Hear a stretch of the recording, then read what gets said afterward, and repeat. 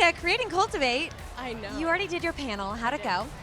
It went really well. I walked out and there were so many people there, and then I was on the Bossing Up panel, so I was with legit people with these legit companies, and I was kind of like, I am honored to be here with this group.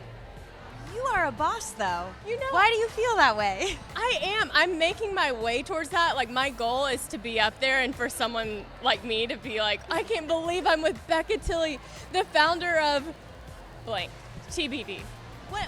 When you think about the Becca Empire, like, what does that look like? What do you want to have? I want to be an executive producer of a TV or digital series. I want to have my own beauty product. I want our podcast to blow up. So the podcast is doing amazing things. I know. Wait, you want to produce a series? I want to create a series. I've recently About what? You pitched what? I pitched a series. I don't think I can talk about it yet, just because it hasn't gone anywhere yet. But just kind of a fun series of just incorporating me with a friend or someone maybe from Bachelor Nation. Like an Ashley I or... Someone around that you might know. Did I nail that one? Maybe. Maybe Okay. not. If people could take away one thing from this boss panel, what is that? What's the messaging? My whole thing, one of the pieces of advice that I always give is to ask for help. And there's so many people, there are some big names here with some big companies, and I guarantee if you went up to any of them and asked for advice on how to incorporate something that they've done into your career, what you're wanting to do, they would answer you. Yeah. And that's one of the coolest things is that everyone's so willing to share. No one's stingy with their advice because everyone's kind of looking out for each other. Which is not what you'd expect being in this industry, but everyone is that way. So I would just say, ask for help and be like, I don't know what I'm doing. I kind of do feel like you said we wouldn't expect it, but I do feel like we're getting to a place where women are supporting women so much more. Do you feel like there's more work to be done, especially kind of coming from Bachelor Nation where we do see some cattiness in the world still, or what? How do you feel about all that? There's a little cattiness this season. I think there's always work to be done in everything. You think of all the issues, the progress that we've made, but there's still a lot of work to go. So I think we have made a lot of progress, and I think people are a lot more willing to help each other out than maybe they were in the past or even a few years ago because of being competitive. But there's always progress to be made. I think if we get to a place where we feel like we have hit the top, then we're all a little unaware. Yeah, that's a good point, though. We do have to talk a little bit of Bachelor. I'm so happy to talk about Yeah. that. Do you know what went down at the Women Tell All? Have you heard anything? No, do you? No, I want to know the tea from you. The only thing I saw was that Kelly wasn't invited. Oh, she wasn't invited? No, and she was in the top 5. I don't know if that's ever happened. She posted, someone messaged her, and I guess she said, they said, will you be at the Women Tell All? And she said something along the lines of, I wasn't invited. So I don't know what happened, but I loved her. That's weird to me that she wouldn't be. Yeah, I think a lot of people liked her, right? Yeah. And but then Victoria got to go. Well, yeah, everyone's going to be watching for Victoria F. Who do you think should win? It's weird that it hasn't been spoiled for us yet. I know. Do you have a front runner? Do you have any inclination about what could happen? Here's what I think. The problem is that I really like Maddie, but I don't know if I want her with Peter or for her to be the Bachelorette girls from this season. Right. So I'm torn. Okay. But I have a theory of what happens, but I think it's kind of the basic one that's going around. That he proposes to Maddie and... I think that Maddie leaves before the proposal day because she finds out that he slept or was intimate with the other. I don't know. People think.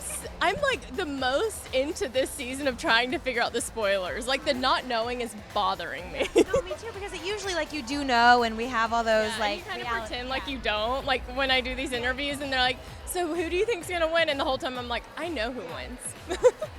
So I don't think people did want Hannah Brown to be the Bachelorette. Same. Again. You do? Yeah. Why? I loved Hannah's season. She was one of my favorite seasons of The Bachelorette. And I feel like she surprised a lot of people. I found it to be entertaining. My only thing would be would the guys be there just because Hannah has this fame, Well, that's a whole nother question, because don't you think, and let me know if I'm wrong, but people are starting to go on because of the influence that maybe they could gain? Do you think that that's a real thing, or do you think people really go on to find love at this point? I don't know what people's intentions are. I am so glad that I was on this season kind of right before the social media influencing took off, because it would have been hard to not have that thought in the back of your mind. When you see these people from the show like traveling all over the world and having these brand deals and moving to LA, it would be so tempting to go on knowing that that could be the result. But I don't know. I don't know. Do you think there should be a better vetting process for that kind of stuff? Because we all know a lot of them are influencers when they even come on the show to begin with. Yeah, I would create, if I were going on now and I had intentions of just being an influencer, I'd create a fake profile, maybe have like 120 followers, so that they would be like, oh, she has no intention other than love. So you would trick the system. I do what I have to do. Do what you gotta Luckily, do. I didn't have to do that or even think about that. Yeah. What do you think, though? I mean, every season it feels like there's more controversy. There's a contestant with like stories that are coming out. Do you think the Bachelor producers find this stuff out and put them on anyways? Or do you think they don't do a good job of learning maybe some of the person's history? They did so many interviews and testing, and like they asked us if there was anything in our past. So I don't know what's going on, but I've noticed it's happening a lot more these days. But I don't know if it just provides more drama and more talk about the show. So they're kind of like, any press is good press. Right. But I don't know. I'm in it. I'm like too in it. I was never in it until really this season. I know I'm really into it. You're like real Bachelor Nation here, which is. Yeah. Do you like being part of that? Like, do you like being associated with Bachelor? Yeah, of course. I mean, I wouldn't be doing anything I'm doing without The Bachelor. I'm very grateful for it, and it's cool. I feel like I'm separated enough where I can talk about it and have fun and not feel like I'm so in it still that I don't have anything else going on. But yeah, I'll always thank The Bachelor, because that's why I'm at Create and Cultivate. How much Bachelor is too much Bachelor, though? Because there's like spin-offs and more spin-offs, and I feel like it's all year round now. Do you think there's such thing as too much Bachelor? I mean, listen, I just only have so many hours in a day and a week, and I'm like, I have to sit down and watch The Bachelor, whether it's what's the Listen to Your Heart, what's the other one? They're doing summer games. I wish they would do summer games with and it wasn't so much focused around dating, which I guess I want to be The Bachelor, but that would be so, yeah.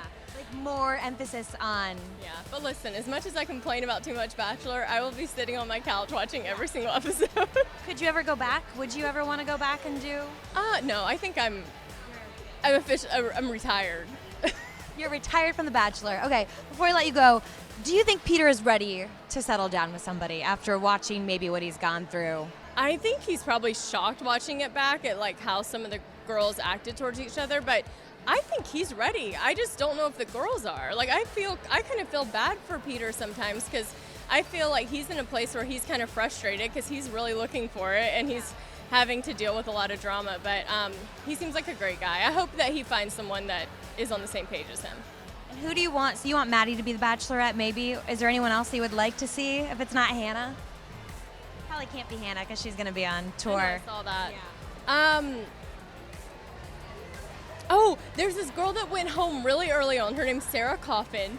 Coffin? We're so upset that she went home so early. She's the most beautiful. I'm not saying beauty's everything, but we didn't get to know her personality. But I follow her on Instagram. We DM. She's really nice. So I don't know what could be wrong with her. Why did she send her home? Yeah, why did she get sent home? Do you think? Did she talk to you about it, or you don't know? No, we haven't gotten that. We're not that close yet. A few more DMs. If they would just bring someone random, I'd be so happy for it to be her. I kind of think it's time for them to break the cycle and maybe do someone. Yeah. And she has like a good enough following at this point, just because people were like, what happened? Why did you go home so early? So I think people would be interested in her. Sarah Coffin for Bachelorette. You heard it here first. It's Becca Tilley's pick. An exclusive. Yeah.